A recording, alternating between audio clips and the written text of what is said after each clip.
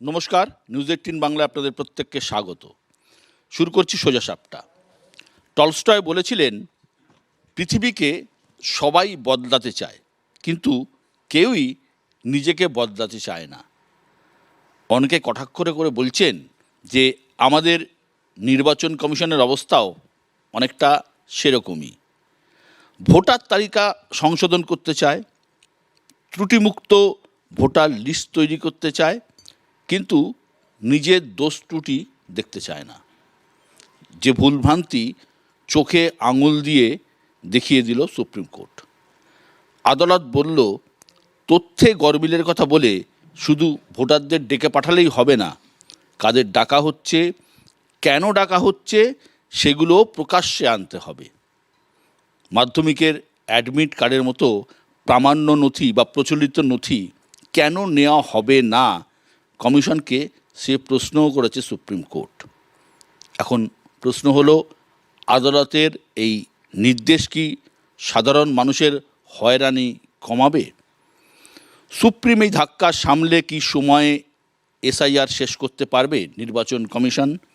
যদি না পারে, তাহলে বিধানসভা ভোটের কী হবে? এইসব নিয়েই আজ আমাদের আলোচনা। আমাদের আজকের মোশন, হয়রানিতে জেরবার, শেষ হবে এসআইআর। আর এ নিয়ে বলার জন্য যারা আজ আমার সঙ্গে আছেন, আমার একদম বাঁদিকে আছেন কংগ্রেসের পক্ষে মিতা চক্রবর্তী। মিতা, আপনাকে স্বাগত। রাজনৈতিক বিশ্লেষক বিশ্বজিৎ দাস। বিশ্বজিৎ, আপনাকে স্বাগত। এবং রয়েছেন বাঁদিকে বিজেপির পক্ষে বিমল শঙ্কর নন্দ। বিমল, আপনাকে স্বাগত। একদম ডান দিকে রয়েছেন সিপিএমের পক্ষে কৌস্তব চট্টোপাধ্যায়। কৌস্তব, স্বাগত। রয়েছেন রাজনৈতিক বিশ্লেষক নীলাদ্রি বন্দ্যোপাধ্যায়, আপনাকেও স্বাগত। এবং রয়েছেন ডান দিকে তৃণমূল কংগ্রেসের পক্ষে তন্ময় ঘোষ। তন্ময়, তোমাকেও স্বাগত। আমি যে প্রশ্নটা দিয়ে শুরু করেছিলাম, যে সময়ে কি এসআইআর শেষ করতে পারবে, যদি না করে কি হবে? বিশ্বজিৎ, এই মুহূর্তে যে পরিস্থিতি দাঁড়িয়ে আছে সেটা অনেক কঠিন। তার কারণ, যে সুপ্রিম কোর্টে মামলার কথা আপনি বললেন, অনেকগুলো বিষয় সুপ্রিম কোর্ট নির্দেশ দিয়েছে নির্বাচন কমিশনকে, যে যে তথ্য জমা দিচ্ছে তার একটা দলিল দিতে হবে, অর্থাৎ তার একটা প্রমাণ দিতে হবে যে এই তথ্য জমা পড়লো, এবং কারণ দর্শাতে হবে। সমস্যাটা হয়েছে বিশ্বদা অন্য জায়গায়। প্রথমে যে নামগুলো বাদ গেল 58 লক্ষ, তখন কিন্তু এত প্রশ্ন বা এই হয়রানির তীব্রতা কতটা এবং তার ব্যাপ্তি কতটা এটা বোঝা যায়নি। কেন বোঝা গেল? তার কারণ, যেটা বেস ইয়ার 2002, তার যে ডিজিটাইজেশন, সেই ডিজিটাইজেশন বা ডিজিটাইজড ফর্ম, সেখানে ভুল ছিল, যে কারণে এআই এর মাধ্যমে প্রচুর মানুষকে ডাকা হচ্ছে। আমি সাধারণ মানুষের কথা পরে বলছি। অনেকে ব্যঙ্গ করে বলছেন যে নোবেল কমিটি নাকি এখন ভাবছে যে অমর্ত্য সেনকে যে নোবেল দেওয়া হয়েছিল ভারতীয় হিসাবে, তো কারণ অমর্ত্য সেনকে প্রমাণ করতে হচ্ছে, অরুণ প্রকাশকে প্রমাণ করতে হচ্ছে নোবেল অফিসার, যে তিনি পেনশন পান, সেখানে তার সরকারি নথি আছে, পেনশন সার্টিফিকেট আছে, তারপরেও তাকে প্রমাণ দিতে হচ্ছে তিনি ভারতীয়। আর সাধারণ মানুষ, আপনি দেখবেন আজকেও, এই সপ্তাহেও পশ্চিমবঙ্গের বিভিন্ন জেলায় যে হয়রানির পরিমাণ, সেটা কিন্তু বাড়ছে দিনের পর দিন। আমি বলছি না যে এর ফলে আইন নিজের হাতে তুলে নিতে হবে, সেটাও সুপ্রিম কোর্ট বলেছে যে আইন বা শৃঙ্খলা, পুলিশ প্রশাসনকে তৎপর হতে হবে, কিন্তু যেভাবে মানুষের মধ্যে, সাধারণ মানুষের মধ্যে হয়রানি এবং আতঙ্ক তৈরি হয়েছে যে আমার নামটা বাদ গেলে আমি কি করব, সেই দিশাও তাদের কাছে নেই। একদম একদম। বিমলদা, এই যে ধরুন যে হয়রানির প্রশ্নটা বারবার উঠছে, খবর কাগজ খুললেই দেখা যাচ্ছে হয়রানি। এই হয়রানি ধরুন নভেম্বর মাস থেকে একটা কাজ চলছে, জানুয়ারির শেষ হতে চললো, 14ই ফেব্রুয়ারি চূড়ান্ত ভোটার তালিকা প্রকাশ হওয়ার কথা। এই সাধারণ মানুষের হয়রানি কেন আটকানো গেল না, বা এটা কি সময় শেষ হয় বলে আপনার মনে হয়? না, প্রথমেই বলি, আমি পেশায় বলতে পারবো না হয়রানি আমি বলছি, সেটা পরে বলছি। দ্বিতীয় কথা হচ্ছে, যারা টিয়া পাখি নিয়ে বসে সে বেচারীরা সবার ভাগ্য বলে দেয়, নিজের ভাগ্যটা বদলাতে পারে না। সুতরাং আমি ওই টিয়া পাখির জ্যোতিষী হতে পারিনি, পারবও না। দ্বিতীয় কথা হচ্ছে, বা তৃতীয় কথা হচ্ছে, সময়ে শেষ হবে কি না সেটা তো ভবিষ্যতের প্রশ্ন, কিন্তু কেন হলো না সময়ে শেষ বা হতে সম্ভাবনা দেখা দিয়েছে সেটুকু আমি বলতে পারি। তার জন্যে কেউ যদি দায়ী থাকে, সেটা হচ্ছে পশ্চিমবঙ্গের এই শাসক দল। তাদের জন্যে কিন্তু এসআইআরটা ওরা ঘেঁটে দিল। কেন ঘেঁটে দিল যদি আমাকে প্রশ্ন করো, সে আমি উত্তর দেবো। কেন ঘেটে দিল বলুন। একদম। ওরা খুব ভালো জানে নির্বাচনে যদি ঠিকঠাক এসআইআর হয় এবং জাল ভোটার ভুয়ো ভোটার বাদ যায়, ওরা দাঁড়িয়ে দাঁড়িয়ে হারবে। ওরা দাঁড়িয়ে দাঁড়িয়ে হারবে। আর একবার হারলে ওই দলটার নাম নিশান বলে কিচ্ছু থাকবে না। ফলে আতঙ্ক তো হবেই। এই আতঙ্ক থেকেই গোলমাল পাকাচ্ছেন। হলে বাকি 12টা অঙ্গরাজ্যে হচ্ছে, কেন্দ্রশাসিত অঞ্চলে হচ্ছে। পশ্চিমবঙ্গ কি এমন জায়গা যেখানে এত গোলমাল হচ্ছে? হোয়াই? কারণ এখানে ইচ্ছে করে করা হচ্ছে। একজন এমএলএ গিয়ে বলছে মেরে মাজা ভেঙে দেবো, কোমর ভেঙে দেবো। নির্বাচন কমিশন বলছে তার এগেনস্টে এফআইআর করো। চুঁচুড়াতে একজন এমএলএ 75-76 বছর বয়স, যা কাঁপতে কাঁপতে গিয়ে ফর্ম 7 ছিঁড়ে দিচ্ছে। আমার তো দেখে মনে হচ্ছিল একটু হলেই না রাম নাম সত্যায় হয়ে যাচ্ছিল ওর। তো এই সব লোকগুলোকে তো ফিল্ডে নামাচ্ছে।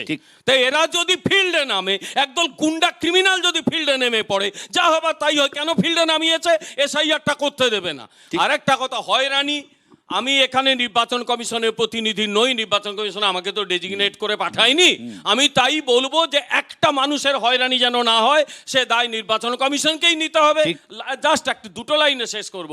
একটা জাল ভোট যদি থাকে, ভোট যেন না হয়, এটা আমাদের নির্বাচন কমিশনের কাছে দাবি। No complete SIR, no vote. এবং সবচেয়ে বড় কথা, নির্বাচন কমিশনকে অ্যাসিওর করতে হবে যাতে প্রত্যেক বৈধ নাগরিকের ভোট থাকে, মানুষ যাতে হয়রানি না হয়। বাকিটুকু দায় আমি নিতে পারবো না, ওটা সাংবিধানিক সংস্থা নির্বাচন কমিশন নেবে। একদম একদম ঠিক বলেছেন বিমলদা। বাকিটুকু দায় তো সত্যি আপনার নয়, কিন্তু যে আপনার কথার প্রেক্ষিতে একটা কথা বলতেই হয় যে এসআইআর প্রক্রিয়ায় পশ্চিমবঙ্গের জন্য যে নিয়ম প্রযোজ্য হয়েছে, তামিলনাড়ুর ক্ষেত্রে কিন্তু সে নিয়ম প্রযোজ্য হয়নি, বিহারের ক্ষেত্রে সে নিয়ম প্রযোজ্য হয়নি। শুধুমাত্র পশ্চিমবঙ্গের ক্ষেত্রে কিন্তু এইসব নিয়ম প্রযোজ্য হচ্ছে। যাই হোক, আমি তন্ময়ের কাছে, আপনারা গুন্ডামি করে মারপিট করে এসআইআর প্রক্রিয়া ভেস্তে দিতে চাইছেন, এবং যদি কারোর দোষ থাকে সেটা আপনাদের। আপনি টলস্টয় দিয়ে শুরু করেছিলেন, তো এটা খুব প্রাসঙ্গিক এই নির্বাচন কমিশন প্রসঙ্গে। Obeying law is not about obeying morality, it is obeying power. তো এই যে মোরালিটি, ভারতের জাতীয় নির্বাচন কমিশন তারা তাদের নৈতিক জায়গা ঠিক রেখে কাজ করবেন, সেটাই স্বাভাবিক। এবং তাদেরকে সংবিধানে 324 নম্বর ধারা অনুযায়ী সেই ক্ষমতাও দেওয়া হয়েছে, কিন্তু তারা 324 নম্বর ধারার কাজটা করছেন, 325টা আর করছেন না। কেন কি? এই যে আপনি যে কথাটা বললেন 12টা রাজ্যে এসআইআর হচ্ছে, তাহলে পশ্চিমবাংলায় গেল রব কেন? কারণ পশ্চিমবাংলার ক্ষেত্রে তাদের সমস্ত নিয়মকানুন আলাদা। আচ্ছা, আপনারা বলুন যে ভুয়ো ভোটার কাটা এবং মৃত ভোটার কাটা, স্বচ্ছ ভোটার তালিকা তৈরি করা, এইটুকুই তো কাজ। এবং বারবার বলছি, 325 নম্বর ধারায় বলছে যে জাতি, ধর্ম, বর্ণ, লিঙ্গ নির্বিশেষে সকলের অংশগ্রহণ, এই অংশটা গুরুত্বপূর্ণ। সকলের অংশগ্রহণের মধ্যে সরকার গঠিত হবে। এই সকলটাকে বাদ দিয়ে দেওয়ার প্রচেষ্টা যদি নির্বাচন কমিশন করে, তাহলে এরকমই হবে। আমাদের প্রশ্ন ছিল যে আপনারা বলছেন লজিক্যাল ডিসক্রিপেন্সি, মেনে নিলাম 1, 2, 3, 4 কোনো একটা কারণে ডিসক্রিপেন্সি এসছে, সেটাতে এত ঢাক গুড় কেন? এক।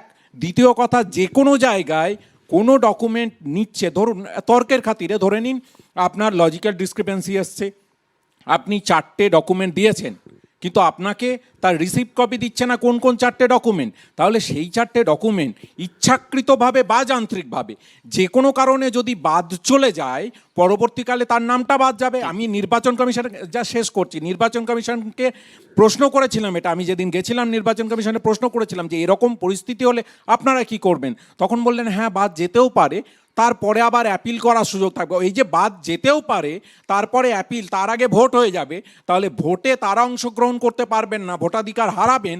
এটা তো গণতান্ত্রিক পদ্ধতিকে চ্যালেঞ্জ করে দিচ্ছেন, সংবিধানকে চ্যালেঞ্জ করছেন। এরকম করে যদি ইচ্ছাকৃতভাবে 1 কোটি ভোটার বাদ দিয়ে দেন, যেটা কিনা বিজেপির নেতৃত্ব, এই যে হয়রানির কথা হচ্ছে, উস্কানিটা কে দিয়েছে? এসআইআর যেদিন চালু হয় প্রথম দিন থেকে তো বিজেপি, তৃণমূল বলেনি, প্রথম দিন থেকে বিজেপির নেতৃত্ব বলেছে যে 1 কোটি নাম বাদ দিতে হবে, 1,20,00,000 লোকের নাম বাদ দিতে হবে, সবাই বলেছে, অন ক্যামেরা বলেছে। তারই ফলে আজকে এই অবস্থা। আমি কৌস্তবের কাছে